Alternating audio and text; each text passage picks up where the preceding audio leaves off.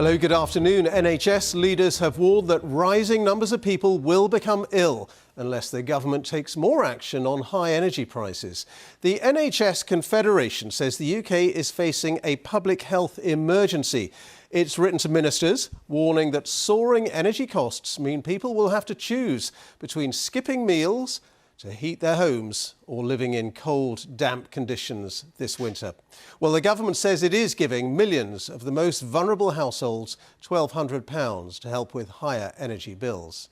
Our reporter Simon Dedman has the latest.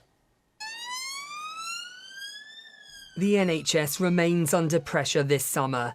Ambulances are taking nearly an hour on average to respond to 999 calls for things like chest pain. It should be 18 minutes. And it's at a time when hospitals are still tackling a backlog of appointments after the pandemic.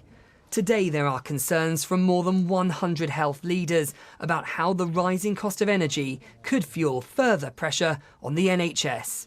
As hard as we work, demand is growing. And that's why it's important to say that more people in cold houses is going to drive even more demand. And that's why in assessing its options and its choices, the government needs to be aware of the fact that if more people are cold or not heating their homes, it will have a major knock-on effect on our health service. Hello, Bridgewater Surgeries, how can I help? GPs are concerned about the impact rising energy prices are having on people's health, particularly the elderly and those with underlying conditions. We'd expect to be seeing more anxiety and more depression in our surgeries.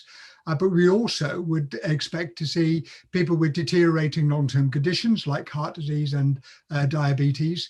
And we'd see people in the depths of the winter at risk of hypothermia as well. And that's simply unacceptable in a country which is, civilised and relatively wealthy.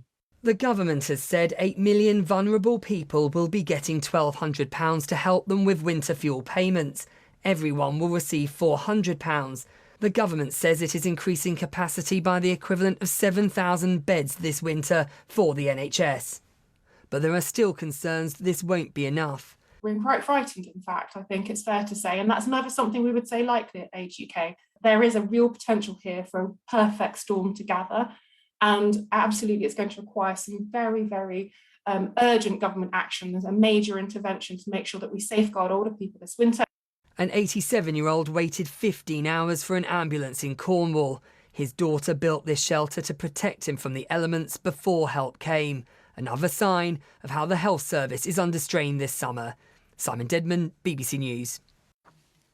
Let's get more now from my health editor, Hugh Pym. Hugh, this warning about people really struggling with their energy bills comes on top of warnings